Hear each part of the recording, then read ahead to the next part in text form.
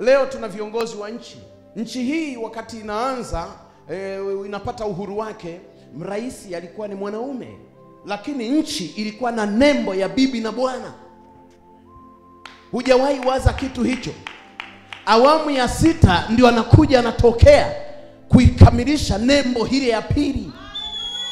Na watu leo wamekomaa kusema huyo hafai.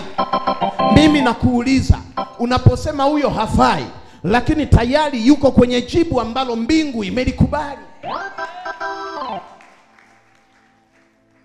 Kuna watu ukimkataa umejikataa, na kuna watu ukimkubali umejikubali.